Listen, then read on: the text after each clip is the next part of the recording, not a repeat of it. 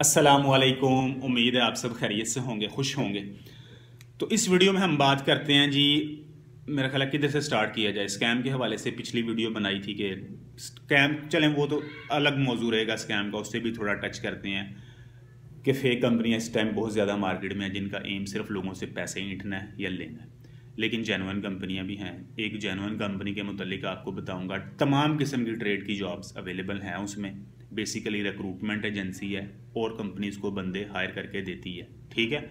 माल्टा public transport को भी उन्होंने पिछले दिनों हायर करके दिए हैं, अभी कैब ड्राइवर की भी हायर कर रहे हैं। कुछ लोगों के वर्क परमिट इशू हो गए हैं, कई लोगों के अंडर प्रोसेस हैं, कई लोगों की एप्लीकेशन अंडर प्रोसेस है, आप भी इसमें अप्लाई करके दे सकते हैं। ट्रैवल ऑथराइजेशन के मुतालिक बात करते हैं, कई लोगों को नहीं आ रहा है तो फिर मैं उनको सजेस्ट करता हूँ एक तरीका, आगे जाके वीडियो ज़रा तहम्मुल से आपने देखनी है, मे बी आपके लिए किसी भी पॉइंट पर हेल्पफुल हो जाए। तो इसके अलावा जो भी अपडेट है कुवैत से, सऊदी अरब से, उसके मुतालिक बात करने की कोशिश करते हैं। मेरा ख्याल है स्टार्ट करते हैं बलवीर साहब के इस कमेंट से। बलवीर साहब ने कहा कि एक डेनमार्क की कंपनी है, ये भी इसी तरह ही फ्रॉड कर रही है। वो भी कोई खातून ही है जो कि सख्त लोगों का इलाज अच्छे से कर देती है, और वो कहती है 20,000 अकाउंट में ट्रांसफ़र कर दो, मेरे पास तो बस का किराया भी नहीं है। आप उनका एक कमेंट यहाँ खुद मुलाहिजा कर सकते हैं। पहली बात तो ये है कि जो स्कैम होता है, अगर बंदा थोड़ी सी कॉमन सेंस यूज़ करे उसको पकड़ना बहुत आसान होता है। अगर कॉमन सेंस हो तो, नहीं है तो फिर तो पैसे जाएंगे, डूबेंगे। कल एक भाई ने बताया भाई ये कोई GAE या GE कंस्ट्रक्शन टाइप कंपनी है और इसका नुमाइंदा 24 घंटे जवाब देता है, यानी रात को भी करोगे तो ये जवाब देगा, दिन को भी करेंगे ये जवाब देगा। मैंने कहा फिर इस पे डाउट होना चाहिए, क्योंकि अगर ये वर्किंग आवर के अलावा जवाब दे रहा है तो ये कोई ऐसा बंदा या ऐसी बंदी डील कर रही है जो कि अपने बिहाव पर ये सारे काम शाम कर रही है। ये कंपनी शंपनी का कोई लेना देना नहीं है। मैंने कहा इनकी क्या डील है, ये क्या बातें कहते हैं।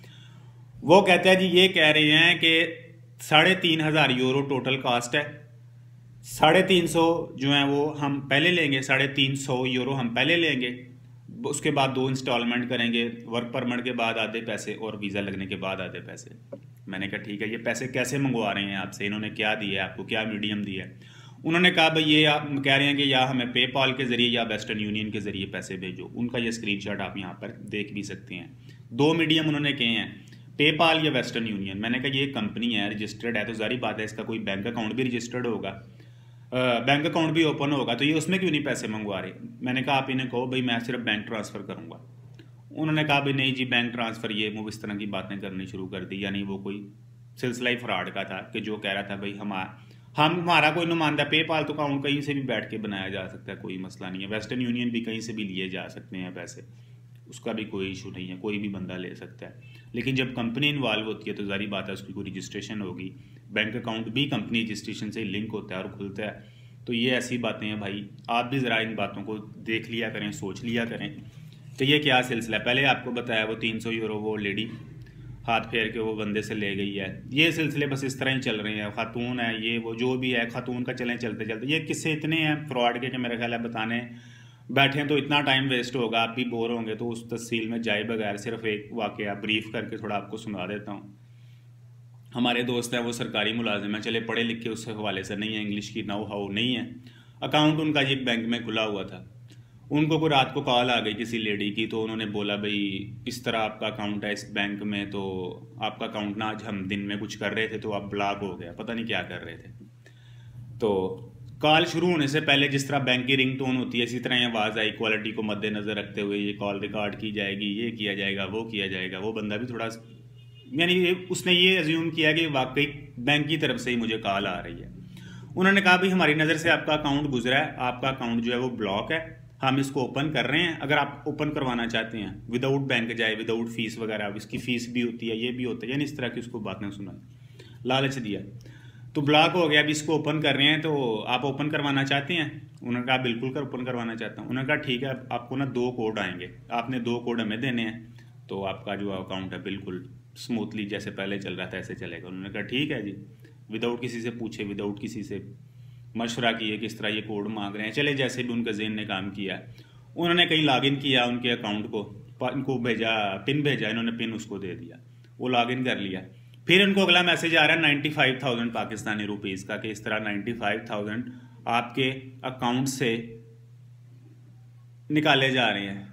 इन्होंने कहा, उन्होंने पूछा भी आपको दूसरा पिन आया, उन्होंने कहा बिल्कुल आया। अभी इसको ये नहीं पता कि डेबिट और क्रेडिट क्या चीज़ है, ये निकल रहे हैं कि ऐड हो रहे हैं।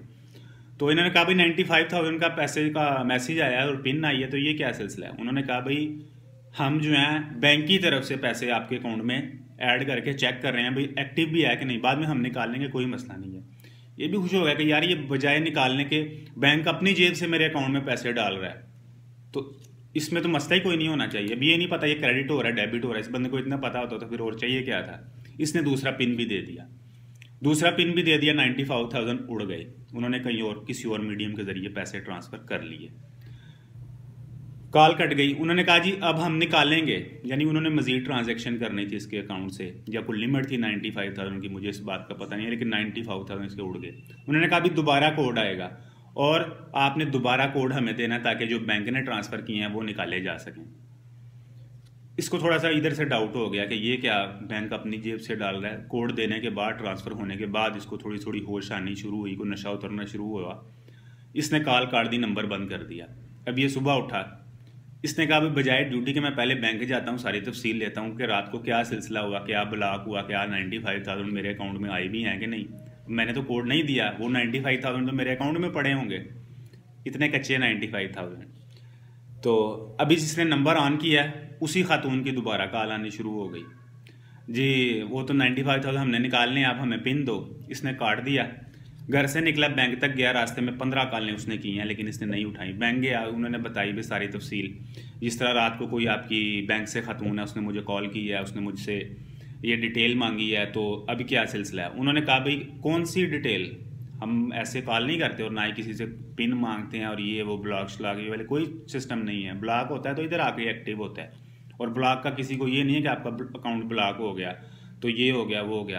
खैर इन्होंने चीखो पकार का भी की, वहाँ पे जाके बैंक वालों के सिरे भी चढ़ने की कोशिश की, लेकिन उस वक्त तक कुछ नहीं हो सकता। बैंक वालों ने कहा भाई आपने अपनी मर्जी से पिन कोड दिया है, हमारा कोई नुमाइंदा ऐसे कॉल नहीं करता, आपने FIA के पास जाना है, आपने जहाँ भी जाना है, पर्चा दर्ज करवाना है, जो करवाना करवाओ, ये पैसे रिवर्स नहीं हो सकते। और बैंक अकाउंट का असूल भी यही होता है, जो पैसे चले गए वापस नहीं आते। ये चीखो पुकार करके 95,000 गंवा के अभी रवाना मैं अपनी ज़िंदगी में, अल्लाह को सेहत तंदुरुस्ती दे। बात तवील हो गई बस, यानी ये चक्कर आम चलते रहते हैं। अगर आप अपनी मर्जी से भी भेज दो ना बैंक अकाउंट में तो भाई रिवर्स पेमेंट नहीं होती। हमारे बॉस थे सऊदी अरब में, उन्होंने चाइना पेमेंट भेजनी थी $25,000, वो गलती से किसी और के अकाउंट में चली गई। उन्होंने भी बहुत चीखो पुकार की जाके बैंक में, बैंक ने कहा कुछ नहीं हो सकता भाई, रिवर्स नहीं हो सकते, आपने अपनी मर्जी से भेजें, आप उससे कांटेक्ट करो उस बैंक से। अगर वो गुडविल के तौर पे अच्छा बंदा हुआ वो आपको रिवर्स कर सकता है, लेकिन बैंक के सिलसिले में कुछ नहीं कर सकता, बैंक बेबस है। इस तरह तो फिर पेमेंट का निज़ाम ही सारा ख़राब हो जाए।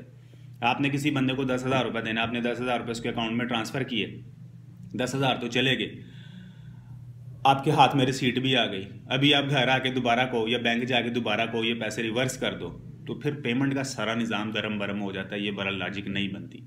बताने का मकसद ये है सारी बातचीत कि आप भी ज़रा अलर्ट रहा करो। ये स्कैम हमारे आपको भी शायद आए होंगे कॉल के, आपका अकाउंट ब्लॉक हो गया, बोल गेम शो से आपकी स्विग गाड़ी निकल आई है। हीरो को भी इन्होंने छोड़ा, जो बेचारे मेडल जीत के आए थे, उनको भी गाड़ी के नाम पे किसी से 3 लाख ले लिया, आपकी गाड़ी निकल आई है, वजीर एविएशन आपको आ रहे हैं गाड़ी देने, उसकी बुकिंग चार्जेस है, फ्रेट है, ये है वो है, इस तरह की बातें सुना के किसी से 2.5 लाख किसी से 3 लाख भाई ले लिया। अलर्ट रहा करो, ये दौर जरा अलर्ट रहने का है। अभी वो इजी पैसा के ज़रिए भी कॉल करते हैं कि ये बंदा मजदूर है, इसके गलत तरीके से आपके अकाउंट में आ गए, पिन भेजते हैं, लातादाद सिलसिला बढ़ता जाएगा। एक कंपनी है, भाई ने सजेस्ट की है, मैं भी वैसे इस पे घूमता रहा हूँ, इस वेबसाइट पे seek.com.mt ये कंपनी है। बेसिकली ये एक रूटिंग कंपनी है, एक मीडियम है, आगे लोगों को मज़ीद प्रोवाइड करती है ये मैन पावर। तो आप इस कंपनी में ट्राई कर सकते हैं, seek.com.mt। तकरीबन तमाम ट्रेड की जॉब्स अवेलेबल रहती हैं। ड्राइवर ये बहुत बड़ी तादाद में UAE से हायर कर रहे हैं और इन्होंने करे भी हैं। माल्टा पब्लिक ट्रांसपोर्ट में भी किए हैं और अभी मेरा ख्याल है माल्टा पब्लिक ट्रांसपोर्ट की जो वैकेंसीज़ हैं वो फुल हैं। अभी ये हायर कर रहे हैं कैब ड्राइवर के लिए, डिलीवरी ड्राइवर के लिए, अकाउंट से भी जॉब है, पे रोल की भी जॉब है। तकरीबन मेरा ख्याल अगर लिस्ट देखें तो बहुत लंबी लिस्ट है, मैं आपको बता देता हूँ जी। अकाउंट्स है, एडमिनिस्ट्रेशन है, एफिलिएट्स है, AML है, क्लाइंट रिलेशन मैनेजमेंट है, compliance, corporate services, customer care, driver design, digital education, engineering, finance, food and beverage, graduate, health and safety, house keeping, human resources, information technology, insurance, legal, logistics, maintenance, manufacturing, marketing and PR, medical, health care, operation, other, payments, payroll, procurement, project management, quality, research and development, retail, risk, sale, technical, ये सारे शोबे हैं। और इनकी latest job जो post की गई है वो 10 दिसंबर को, एक नहीं दो नहीं लातादार पोस्ट हैं।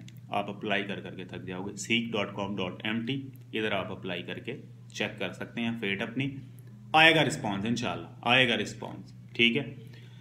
कराची से दोस्त ने रब्ता किया, उन्होंने भी बताया कि इस तरह इन्होंने कांटेक्ट किया था कि इस तरह लाइसेंस वगैरह ये वो बातचीत हुई थी। रिस्पॉन्स ये करते हैं seek.com.mt। तकरीबन तमाम डिसिप्लिन में जॉब्स जो हैं इनके पास अवेलेबल रहती हैं, क्योंकि ये बंदे आगे मुख्तलिफ कंपनियां इनसे हायर करवाती हैं, यानी जो भी प्रोसीजर होता है ये करते हैं, बंदा उनको चाहिए होता है।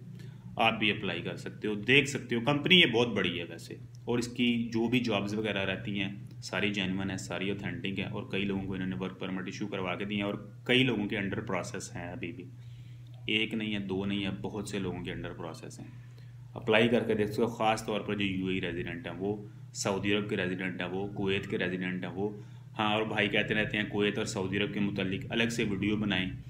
कुवैत में भाई लॉ बहुत सख्त हैं। 3 बंदे गए थे बेचारे सबमिट करवाने, सिर्फ एक के सबमिट हुए हैं, 2 को उन्होंने मुख्तलिफ एतराज़ लगा के पहले बंदे को कहा भाई आपका बैंक स्टेटमेंट नहीं है कुवैत में। अब वो डोमेस्टिक वर्कर था, अब कुवैत के लॉ के मुताबिक डोमेस्टिक वर्कर का बैंक अकाउंट ओपन नहीं हो सकता, लेकिन उस पर भी वो लॉजिक नहीं बनती कि ये एतराज़ नहीं लगा सकते आप कि जी आपका बैंक अकाउंट नहीं है। जब वो उसको लोकल कानून ही अलाउ नहीं कर रहा तो वो अकाउंट कहाँ से लाएगा। फिर पूछा जी आप सैलरी कैसे भेजते हो, वो अकाउंट मंगवाओ, अब वो अकाउंट किसी और के नाम है, यानी मसाइल हैं। उसकी एप्लीकेशन सबमिट नहीं हुई।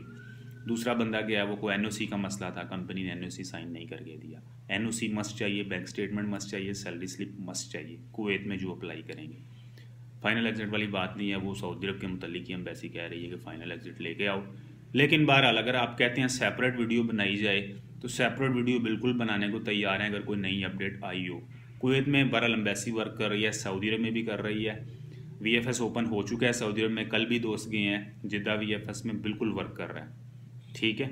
और जो भी आप कंपनी की जानिब से एक्सपीरियंस सर्टिफिकेट लगाते हैं वो गुरफ़ा तजारिया से अटेस्ट होना चाहिए, ministry of chamber of commerce and industry से अटेस्ट होना चाहिए, जिसको गुरफ़ा तजारिया बोलते हैं। पहले तो 25 रियाल फीस थी, अब मुझे पता नहीं है। यानी ये चेक करने के लिए कि जो एक्सपीरियंस लेटर आपको इशू किया गया वो जेन्युइन भी है कि नहीं, क्योंकि मिनिस्ट्री ऑफ जो गुरफ़ा तजारिया उसके पास साइन तो रहते ही हैं कि जो भी कंपनी का डायरेक्टर है, मालिक है, तो फिर वो मैच करते हैं, तो फिर ओके करते हैं, फिर अटेस्ट करते हैं। फेक एक्सपीरियंस सर्टिफिकेट नहीं चलेगा। आप लगाएंगे वो बाहर निकाल देंगे कि ये नहीं चलेगा भाई, ये गुरफ़ा तजारिया करवा के लाओ जो कि अथेंटिक हो गए। और साइन गुरफ़ा तजारिया उसी वक्त करेगा जब आपके डायरेक्टर या एचआर के उसके जो ऑनर है उसके साइन ओरिजिनल होंगे, फिर ही वर्क करेगा, अदरवाइज वर्क नहीं करेगा। ये बातें जहन में रखें। सेपरेट वीडियो बनाई जा सकती है, वो कोई मसला नहीं है। लेकिन अगर कोई ज़्यादा अपडेट आए, जैसे ज़्यादा रिफ्यूज़ल आ रहे हैं सऊदी में, चलें इसी पर ही बात कर लेते हैं। लेकिन 2 बंदों के वीज़ा लगे भी हैं, ठीक है। हर बंदे का रिजेक्ट क्यों हो रहा है, समझ से बाहर है। डॉक्यूमेंट भी पूरे हैं, फाइल भी ओके है, लेकिन सोल मर्जी भाई एम्बेसी की है। आप एम्बेसी को चैलेंज सिर्फ अपील के ज़रिए कर सकते हैं या रीसबमिशन करवा सकते हैं। रीसबमिशन में फिर लंबा चौड़ा खर्चा आपको पता ही है, वही फीस, वही प्रोसीजर, ये वो, इंश्योरेंस भी करवानी पड़ेगी, टिकट भी नहीं लगानी पड़ेगी, वो सारे मसाइल बातें आप जहन में रखें। सेपरेट वीडियो भी इंशाल्लाह बना देते हैं, चेक कर लेते हैं क्या कोई नई अपडेट आई है। बाकी सब अमन शांति है, कोई लॉकडाउन शॉकडाउन नहीं है, स्मूथली काम हो रहा है। यूएई में भी एम्बेसी वर्क कर रही है, इंडिया में भी कर रही है। और ट्रैवल बैन के हवाले से भाई कहते हैं यार हमने ट्रैवल बैन रिक्वेस्ट भेजी है और ट्रैवल ऑथोराइजेशन के लिए रिक्वेस्ट भेजी है, कोई रिप्लाई नहीं आया हमें। बात यह है कि अगर आपको रिप्लाई नहीं आता तो इसका मतलब है कि वो आपको ऑथोराइज नहीं कर रहे, या अगर आएगा तो वो आपको ना में आएगा। पाकिस्तान से एक मिसाल दे देता हूँ, कमाल हैदर है, पाकिस्तान से भी आप बोलोगे ट्रैवल नहीं हो सकता। यूएई विजिट पर गए हैं, वहाँ से वीज़ा लगवाया है, उनकी अपॉइंटमेंट थी मेरा ख्याल है 24 या 25 को, एग्जैक्ट डेट मुझे याद नहीं है, कमाल हैदर साहब। तो उनका वीज़ा वैलिड हुआ जी 11 दिसंबर को, आज से 2 दिन पहले वीज़ा वैलिड हुआ है उनका। वो 11 को ही ट्रैवल कर गए हैं और पहुंच गए हैं माल्टा। समय के बाद कोई ट्रैवल ऑथोराइजेशन नहीं लिया। तो जो नेपाल से हैं, बांग्लादेश से हैं, मेरा ख्याल है मैं उनको ये नसीहत करूँगा वो किसी रेड कंट्री में जाकर 14 दिन गुजारें। यूएई में गुजार सकते हैं, ओमान में गुजार सकते हैं, बहरीन में गुजार सकते हैं, अज़रबैजान में गुजार सकते हैं, किसी भी रेड कंट्री में, जो कि माल्टा की रेड कंट्री में फॉल कर रही हो, वहाँ जाकर 14 दिन गुजार सकते हैं विदाउट ट्रैवल ऑथोराइजेशन। जिनका वीज़ा लग चुका है वो ट्रैवल कर सकते हैं माल्टा के लिए। उधर जाके क्वारंटाइन करना पड़ता है या नहीं करना पड़ता, वो एयरपोर्ट वालों की मर्ज़ी है। आपके पास सेपरेट घर का, सेपरेट फ्लैट का, सेपरेट कमरे का, अलग फिर सेपरेट बाथरूम का अगर है होम एग्रीमेंट, तो वो ज़्यादा चांस है आपको छोड़ सकते हैं। लेकिन होटल क्वारंटाइन तकरीबन 90% आप यही सोचेंगे करना ही पड़ेगा, उतने हिसाब से पैसे आप लेके जाएं। रेड कंट्री वाली ऑप्शन को यूज़ करें। अगर किसी नेपाल वाले का, किसी बांग्लादेश वाले का वीज़ा लग गया, ऑथोराइजेशन उसको नहीं मिल रही, तो ये एक तरीकाकार है। पाकिस्तान से जाने वाला इसी तरह ही बंदा गया, कोई ट्रैवल ऑथोराइजेशन नहीं ली। बाकी आप पे डिपेंड करता है। कोई क्वेश्चन हो, कोई कमेंट हो, कमेंट बॉक्स हाजिर है, उधर आप कर सकते हो। अपना ख्याल रखिएगा। अस्सलामु अलैकुम रहमतुल्लाहि व बरकातुहू।